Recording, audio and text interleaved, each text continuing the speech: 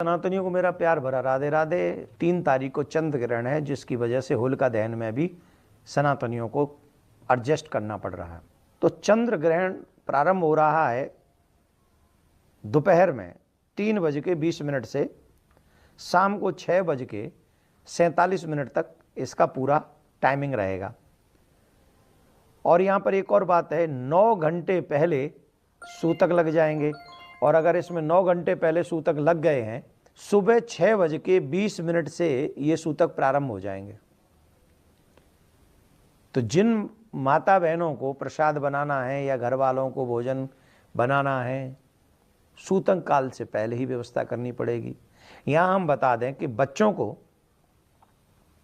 बुजुर्गों को और बीमार लोगों को इसमें छूट है, लेकिन उनके लिए भी एक व्यवस्था करनी चाहिए कि भोजन 6:20 से पहले बन जाए और उसमें कुसा डाल दिया जाए। कुसा डाल दिया जाए, फिर वो बच्चे कभी भी उस भोजन को लें तो वो सूतक का असर उस भोजन पे नहीं होगा। ये तो मैंने बता दिया एक सरल सा बात जो आपके यूज़ में आएगी, पर ग्रहण के समय ये याद रखना चाहिए। अब दूसरा प्रश्न ये उठता है कि हमने कहा 3:20 से ये ग्रहण शुरू हो रहा है, तो 3 बजे कौन सा चंद्रमा निकलेगा? आप सोच रहे होंगे कि 3 बजे तो चंद्रमा नहीं निकलता, फिर ग्रहण कहां से होगा?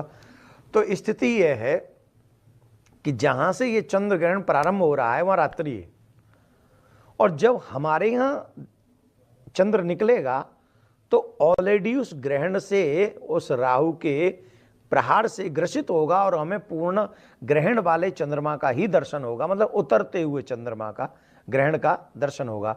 तो दर्शन अगर होगा सूर्यास्त के बाद, जहां जहां सूर्यास्त के समय थोड़ा सा चेंजेज होंगे, तो जहां चेंजेज होंगे टाइम के हिसाब से उनको ग्रहण का दर्शन तो होगा। इसका मतलब जहां दर्शन होगा वहां सूतक भी मान्य होंगे, पूरा काल मान्य होगा।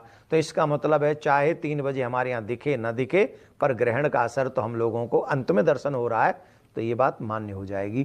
तो चंद्र ग्रहण के समय या सूर्य ग्रहण के समय विशेष बातों का ध्यान रखना चाहिए, और वो बातें ये, गर्भवती माताओं को अपना ध्यान रखना चाहिए, चाकू इत्यादि नहीं चलाना चाहिए। जो भोजन या अथवा कई चीज़ें ऐसी हैं जो नहीं करनी चाहिए, ब्रह्मचर्य का पालन करना चाहिए। कोई भी शुभ कार्य विशेष बड़े जो भी हम लोगों के होते हैं वो ग्रहण और सूतक काल में नहीं होने। उसमें ज़्यादा भजन करें, जाप करें, पुण्य करें। ग्रहण काल क्योंकि हमारे यहाँ कहीं 25 मिनट दिखेगा, कहीं आधा घंटा, कहीं 1 घंटा दिखेगा, तो जहाँ सूर्यास्त जितनी जल्दी होगा उतना ही ज़्यादा ग्रहण का दर्शन होगा। तो ग्रहण काल में सबसे ज़्यादा जो श्रेष्ठ काम है वह है भगवान का भजन और भगवान की कथा, और अपने हाथों से दान पुण्य।